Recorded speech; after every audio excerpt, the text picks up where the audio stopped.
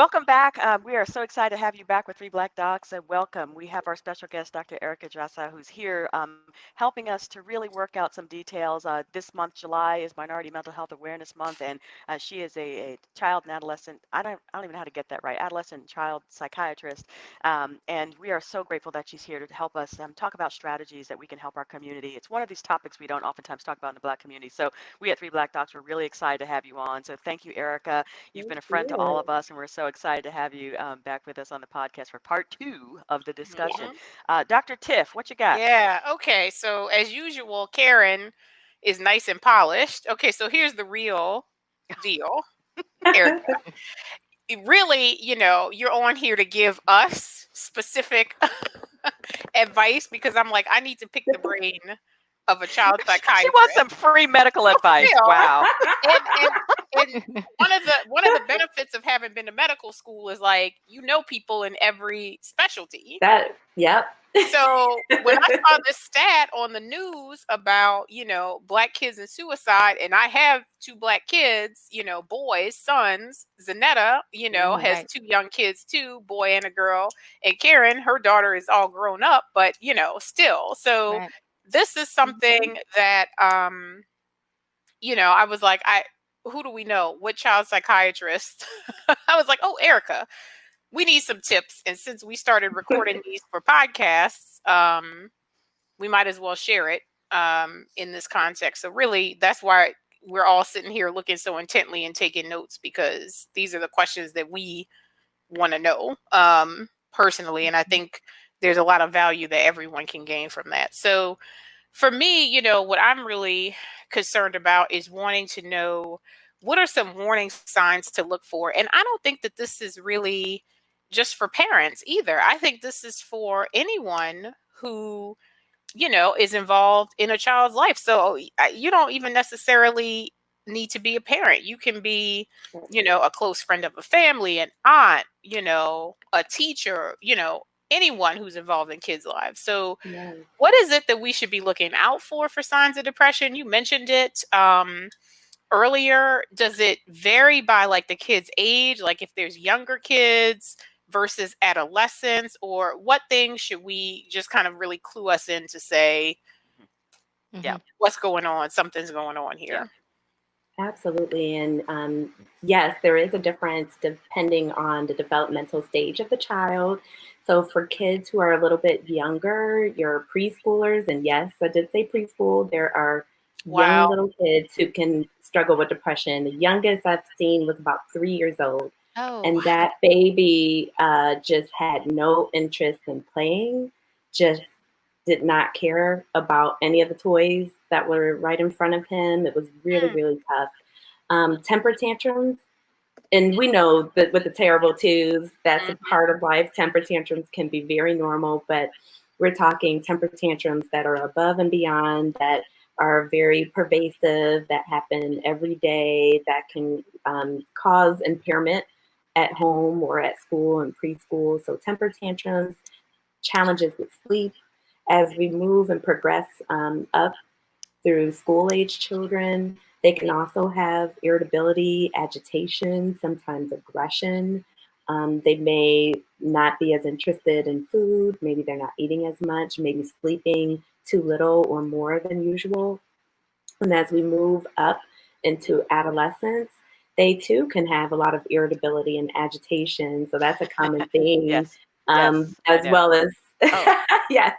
Sorry. Well, I've been there, that's done just being that. a I can't wait to teenager. see the Tiff. I'm like, oh God. You can tell Oh, because yes. young kids and She's she's like, standing. I'm like, Oh yeah. Right. PTSD. Yes, been there, done that. Yes, yes. And so many parents ask, okay, well, what's normal, typical teenage behavior, right? Because all teenagers are moody. But if Right. you're also noticing that they are socially withdrawing, so they are not as engaged with their friends or with family, maybe they're spending more time in their room, maybe they're spending more time sleeping, the room is always dark, maybe they're listening to like really sad and dark music all the time. Another thing is at their grades. For some students, you may notice a steady decline in their grades. So they used to do well, they were excited about school, and then all of a sudden they just really don't care. Sometimes there could be a sense of apathy, and then with that, their grades start to decline. They may start engaging in behaviors to try to treat themselves. So especially adolescents, they may start smoking marijuana or start drinking or hanging out with other crowds to try to, in a way, numb their feelings. So those are all things that we can see. And then, of course, if they start engaging in self-harm behaviors such as cutting, scratching, head banging, or even talking about suicide thoughts, it may be vague, such as "I wish I were never born," or not really seeing value in their lives. They may not be planful about their future, maybe not thinking that they even have a future. And I think we're starting to see that when we think about Black youth in particular and all of the things that they've been exposed to. So the Ahmaud Arbery, the Breonna Taylors, some of them really don't think that they are going to live long because they think that they're going to be a victim of police brutality, that they may not make it. So these are very real things for them. So if they're having a hard time thinking about the future, that they don't have anything to look forward to, then those can all be warning signs. And what are the steps to take when you see that happening? Because I don't know the number, but I know there are not many child and adolescent psychiatrists in the country, and probably the number of Black child and adolescent psychiatrists you could probably count. So, if you notice this, what do you go to your pediatrician? Do you look for a psychologist or a psychiatrist, or what? What do you do? Do you go online and look for, That's a great question. Yeah, and you're absolutely right. So there are probably about 8,000 practicing child psychiatrists in the country. So about 10 psychiatrists per 100,000 kids. Oh my gosh. Wow. Really? Wow. Yes. And then when we think about Black psychiatrists, now we all know each other, so we go to conferences, and it's like, hey, girl, we see each other. There are not that many of us. So we probably Black psychiatrists make up about 2% of total psychiatrists. So my goodness, that's worse than oncology. It's 3% oncology. 2%. Wow. Yeah. So needless to say, there is a great, great need for people to go into this field, and there just aren't enough of us. So there are going to be some areas, especially in more rural areas, where there's just not going to be a psychiatrist at all. So you may actually have to take them to a pediatrician or taking them to a therapist. There may not be a psychologist, or maybe a social worker, LMFT. They're all different kinds of therapists and counselors that can see kids. And what is LMFT? That's the challenge. Licensed marriage and family therapist. Yes. And, the thing about services, that's a barrier, right? When we think about, why are these Black kids having such, higher rates of suicide? What's happening? Well, we talked about stigma, but the other thing is a barrier to care. And, there's a lot of reasons for that. Number one, as I just mentioned, we don't have enough of us. We don't have enough psychiatrists. But number two, we really know that about maybe 80% of kids who need help for psychiatric services probably are not receiving services. That number is insane. So we have to do it's crazy. So we have to do a better job as family members to bring our kids, but also as providers. And we're 3 Black docs. So that means there are some doctors out here who have biases in terms of what they ask and what they assess in terms of use of color, so thinking about depression and PTSD, eating disorders, we have to assess for these things in our Black youth. If we don't assess for them, Erikka, they're not just going to get treated. One of the challenges that we have in North Carolina, as you know, is the very high uninsured rate. But even with insurance, there can be some barriers to, getting psychiatric care. Can you talk a little bit about that? Absolutely. So there are a lot of folks out here who are uninsured, and I'm sure that number is increasing tremendously given all of the job losses that we're seeing with COVID. So this is going to be a really huge problem. We're talking about this pandemic, but I do think that there is also a pandemic in terms of mental health and just not being able to get services that folks really need. There are some ways in which people can get services. So in North Carolina, for instance, there are managed care organizations that they can go to see if they can be plugged in with an agency that's able to provide services for them. But there also are a lot of nonprofit agencies right now. I know Taraji P. Henson has her, but Oh, she's actually providing a lot of funds to people who can't afford treatment to be able to access mental health services, along with Dr. Alfie Breland Noble, who also had her training. She's one of my mentors, had her training at Duke. She also has the ACOMA project. They also are providing some funds for individuals, and she's already been in touch even with Catalyst to find out ways in which we can get some of her patients seen. So there are ways that people can access services. There are a lot of people out there who will take sliding scale. So if you don't have insurance or yeah. if you're underinsured, there are providers who will work with you and will do a sliding scale. So it really is a matter of calling around. If Okay. you do have insurance, the Okay. best thing to do is to reach out to your insurance company to see who is in network, Oh, that's because yeah. a lot of Okay. us are not on every panel, so Right. that's an issue as well. Okay. And so, Dr. And for our Erikka, listeners, they can go to the Three Black. I'm sorry, they go to Three Black Docs and just kind of look. We did have a list of a few free resources for particularly Right. for Blacks, as we kind of thinking about Minority Mental Health Awareness Month. So they can go to Facebook and look at that. And we'll also make sure that in the notes. So if you wouldn't mind afterwards sending us a few of the resources that you had mentioned, so we Absolutely. can make sure that Yeah. in the notes of the podcast, so that for listeners that they can listen to that. I'm sorry, Dr. Z. Go ahead. so Tiffany and I are from Louisiana, and for our people in Louisiana, if if you think your child may be showing some warning signs, how do you determine whether look for a therapist versus going to the pediatrician or Mhm. other kinds of organizations? What's the difference between them, and how can you determine which may be the best stop for your child? Yes, Best first absolutely. stop. Yeah, that's a great question. I think pediatricians are great. They definitely have training in mental health. The challenge is they have very limited time. So they are not going to be able to dedicate an hour to an hour and a half to doing a full psychiatric assessment in the same way that a psychiatrist or a therapist might be able to do. And sometimes because they are so rushed, if a kid comes in, for instance, thinking that they have ADHD and they're having attentional issues, it's like, okay, well, that can be ADHD, but are they having attention issues because they're depressed? Are they having attention issues because their thoughts are so distracted with anxiety? So we Mhm. really do have to sometimes take a little longer to tease out, because it could be really challenging, especially with kids trying to tease everything out.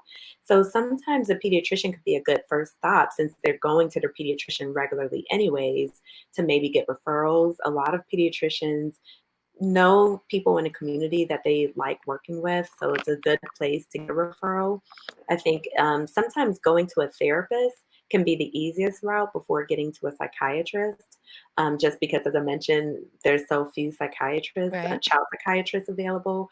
Sometimes a therapist can be a good first place to stop too, because the reality is generally we want to treat with therapy first, or to do a combination with therapy and medication management. So usually it's nice to be able to just get an evaluation to determine if therapy could be helpful. And then after a few sessions, if that kid is not really making significant progress, then of course they can step it up to a psychiatrist and consider Hmm. medication management. Of course, there are some other, Right. psychiatric illnesses like ADHD, for instance, where medication generally is going to be warranted. But again, therapy can always be helpful and a good place to start. And go on, Tiffany. Um, I had a question. Mhm. And this is not so much yet for me, for the age that my kids are at the moment, but it will be in that social media and cyberbullying, and how Yes, much that plays into what we're seeing in terms of depression and suicidal attempts with the kids. And, what we absolutely. should be doing about that as parents. I think, um, parents should be monitoring social media accounts and Yeah. all of that stuff. But my kids aren't old enough to have it yet, so I Mhm. haven't had to think about it too much. But it's coming. Yeah. So, Oh, so yeah. how much of that trend do you think um, has social media or cyberbullying contributed to it, and what should parents do about Yes, that? that's an excellent question. Well, as we all know, these kids who are in Generation Z and they really heavily depend on social media as a means of connecting with one another. And that's particularly true since COVID. I mean, these kids have now been out of school for what, 4 months? So that means the majority of their interaction is all online, whether they're playing games together online, they're on TikTok or, Snapchat, they're just doing everything via social media. That is their main way of socializing and connecting with each other. I think the challenge with social media is, as we know, most people on social media tend to just want to post like all the positivity, all the great things that they're doing. Everybody's living their best life and having the best summer ever. So, as Right. you can imagine, that can probably be pretty challenging when we start to compare. And I've even been guilty of this. Like, man, everybody Yeah. seems to be having their whole act together during this Right. quarantine, and I'm up here struggling with the Zoom life all day. Yep. People making And that's why bread and Dr. like, Z's over there eating popcorn. You see Dr. Z is Right. eating popcorn. Look, She's can you like, tell me? yeah. She is giving me so much information that I muted myself and I'm eating my popcorn. We can see Okay. that. eat your She's just popcorn like, and Let me go with your back to cherry mute. Coke. Right. In Yes. my I'm cherry sorry. Go Coke. ahead. I'm I'm sorry, getting Miss all Dirk. the Go deep. ahead. Well, I'm taking notes too, though. So me too. But if Yeah. y'all are listening to this and not watching, Zanetta's getting her whole life snacking and Hey. listening. yes, But yes. Three Like, black docs rolling. that's She eating no, this is popcorn on this good. one. This I'm is sorry. good. Look, Dr. Erica, go ahead. We are sorry to interrupt, Sorry. my dear. I had this big grin on my face because she is literally just sitting there like, OMG. Yeah, okay. Yeah. Go ahead. Girl, and she making me want some popcorn right That's what now. I'm It's saying. like, okay, after this, I'm gonna have to pop some Right. popcorn. Me Yep, too. that's So, right. Yep.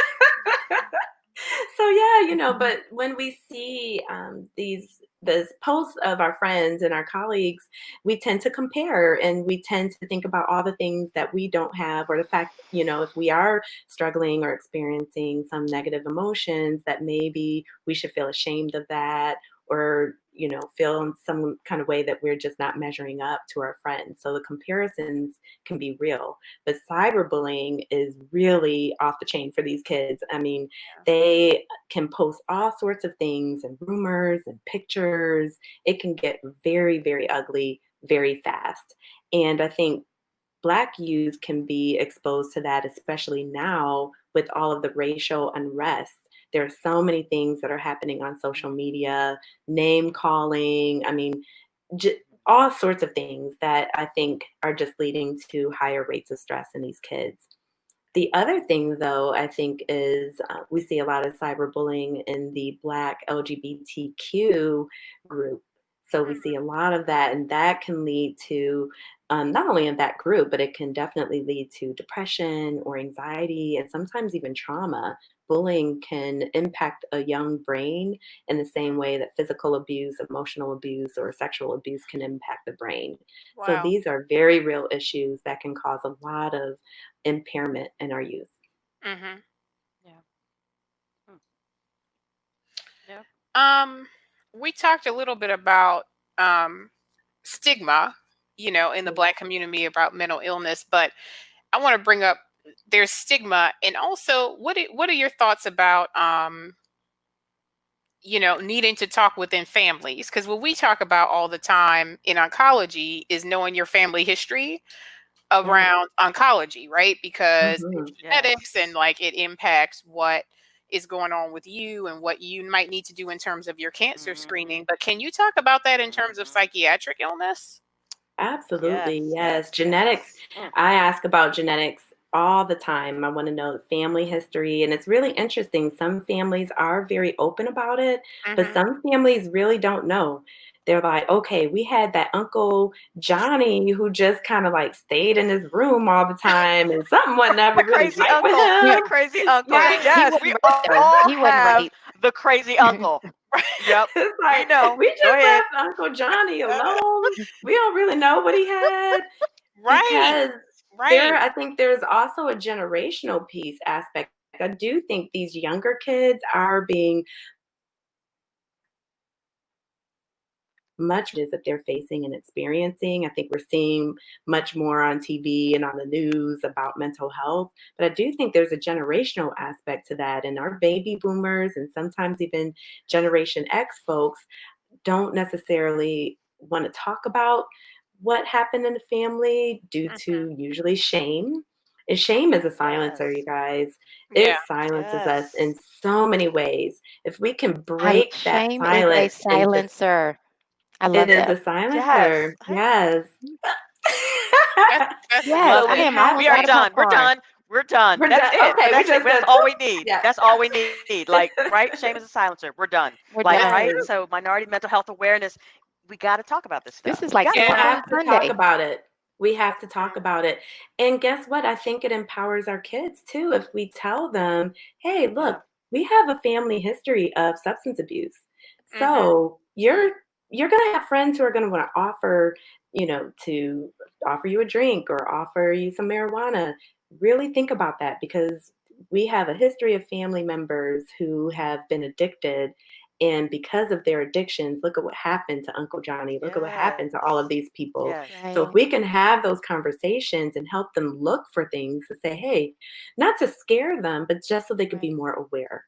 To Mm-hmm. say, hey, we have a Yes. family history of bipolar disorder. So we do need to be able to watch for high highs and low lows. Here's Right. what that looks like. And if you do feel that way, it's okay to come and talk about it. Mm-hmm. So I think it's really important. And it's amazing how many people I talk to who just don't know. They don't have a Oh yeah. clue about Yeah. their family history. And Yep. genetics plays such a big part in Yeah. terms of depression and anxiety, ADHD, all of the Mm-hmm. psychiatric illnesses. There's some sort of genetic component there. But even what you said, like shame is a silencer, right? So there are even parents who are not having those conversations with their children, right? So it's not even about like, we're not talking Yeah. generation, we're talking about parent to child. Sometimes there are Yes. conversations that are not being had. And oftentimes it holds us back, even in terms of what we can accomplish, right? So That's we right. know that there's been so much trauma in the Black community. We see it, like you talk about every day. We see our children are watching it on television, watching Black lives get snuffed out. And these are things that have happened for generations. And we Yes. oftentimes in the Black community talk about it, not only because of shame, but also because it is in some ways re-traumatizing to relive it. We had that Mm-hmm. It conversation on is. one of our earlier Yes. podcasts where, Yes. just going back and reliving the stuff, the microaggressions even that we've experienced as in academia can be traumatic. So, Yep. I want to shift just a little bit because you talked even in your life about transitions that you've made and Mhm. I think it takes a lot of strength to make transitions in life. But one transition is, how do you transition out of the shame? How do you transition out of the past traumas that we may have experienced even as children, our own mental health anguishes? Like, how do you take what may have happened to us as children and really help to transition so that we can be adults that are living life and living it well? Yes, yes. I think that's really great. And when I think about that, Dr. Karen, I think of resiliency. How do we build Yes. resiliency in Mm-hmm. the midst of the trauma?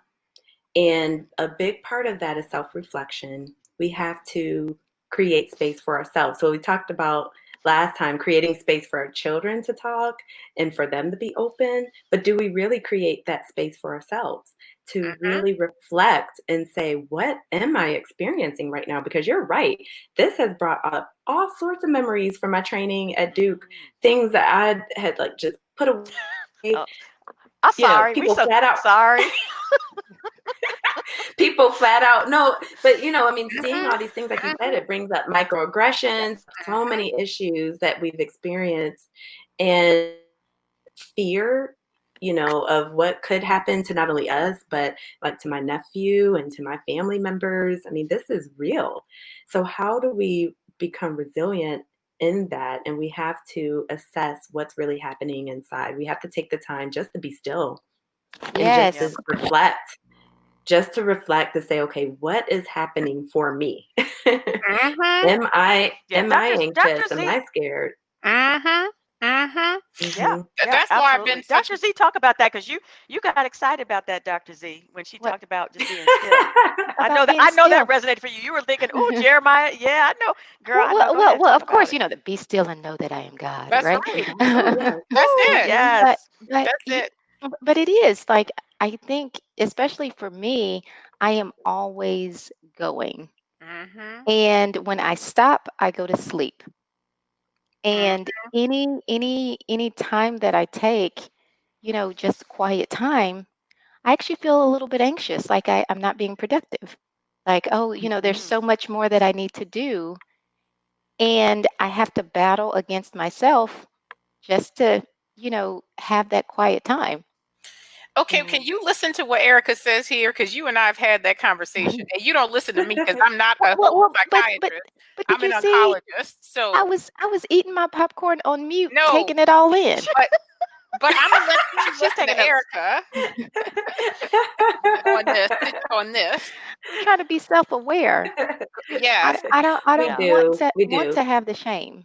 Mm-hmm. But Yes. even Yeah. when you were talking about addiction though, Erica, you know, I Tiffany and Karen know why I don't drink, but it is because it actually there's a lot of fear, right? So I've seen addiction not necessarily in my immediate family, but I've seen it and it's pretty pervasive within some aspects of my family.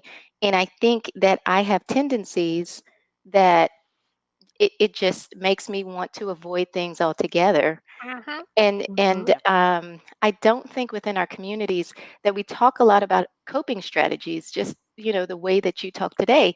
So Yep. my coping Mm-hmm. Yeah. strategy is just abstinence altogether because I'm Yeah. afraid that I may not be able to handle some small things, so I'll just avoid it altogether. Mm-hmm. Right. And Yeah. and there's Yeah. there's Yeah. there's a lot Yeah. of That is fear. fantastic. Yeah. So listen, we Absolutely. have 5 minutes left. Oh. And here's what Oh, I'm that gonna was that I fast. know, right, but listen, so I'm gonna have Dr. Erica respond to that, but then I want Tiffany, I want Dr. Tiffany and Dr. Zanetta to wrap us up with one thing that you learned from Dr. E. Like, what's a takeaway that you want our listeners? What's your like big takeaway from tonight that you learned that you really want our listeners to kind of go with? But go ahead, Dr. E. Go ahead and respond to what Zanetta was Absolutely. saying. Yes, yes. Well, we talked a little bit about the self-reflection. I think the other part is acceptance. When we can accept where we are, then we don't have to live in shame. We don't have to silence ourselves because we could say, okay, this is a reality. I have these issues in my family. And as a means of protecting myself, I'm making this decision because I don't want to go down that path knowing my genetics. Mm, And Right. if we are mm, able to have that awareness, as you do have, and then the acceptance, then it can lead to changes in our behavior. And that right. can be, okay, what are the things that I need to do to help ground myself when I'm feeling anxious? What are the things I need to do to make sure I can model for my children how to live in a society that is being marked by all of this racism right now? And I'm scared for my boys. Mm, So mm, how do I settle within myself so I could teach them how to be resilient in the midst of all of this? So we have to model children, and in doing that, we have to be open and honest about what it is we're experiencing and accept it, and then do something about it. mm. Wow. Engage in some That's a coping word. strategies. That's a Wow. Mm-hmm. word. That is a Yes. word. That's a word That's right there. good. All right, Dr. T, Hallelujah. Dr. Tiff. Yeah, the hallelujah. All right, Dr. Tiff, what do you want listeners, who are listening to the podcast or watching on YouTube, what's your main takeaway I that you got a want folks to few. walk away from? No, one. I said one. I said Not one. my two at least. How you gonna limit I her I said one. takeaway? look the podcast is my idea to start with. Uh-oh. I get Uh-oh. Takeaway limitations. no. Okay, so first of all, in terms of like the kids and mental illness in the Black community, for me, it's really trying to remove the stigma around it, and for us to be able to talk about it, more freely in the Black community, which is part of the reason that we wanted to do this. Part of the reason that I'm glad there is a minority mental health awareness month, and I think it's so important for all of us to do this, even if it's not in our wheelhouse, in our specialty, or anything like that, because we do need to remove the stigma. We do need to talk about it. we need to put it out there. We need to know our histories. And I think you're absolutely right, Dr. Erikka, when you say that the older generations don't know, like, because, and I don't actually think it's through anybody's fault, but back in the day, they just didn't diagnose. They didn't, go down the route of looking for, getting psychological evaluations or naming what it is. It was just your crazy uncle or your crazy aunt who sat in the back of the house while everybody was there. But now, we have more resources, we have more awareness, and more knowing of what to look for and when we should start to evaluate, right, and try to get to the bottom of that. And we did the same. Okay, so your point is I'm getting family to my point. history? My point is, I know we have 1 minute left, and I want to make sure family Dr. history. Zanetta gets a Okay, chance. so it's removing the stigma. It's when we notice things in our kids, making sure those things are evaluated, which I'm doing myself, in my own family. And also for the adults, it's making space for yourself, just like you said, for wellness, for stillness, and to kind of evaluate like where you are and what's going on with yourself. I think that's so important. Awesome. Thank you. Well, Dr. for Z. me, my theme of 2020 is shame is a silencer. That's right. Oof. Shame is a silencer.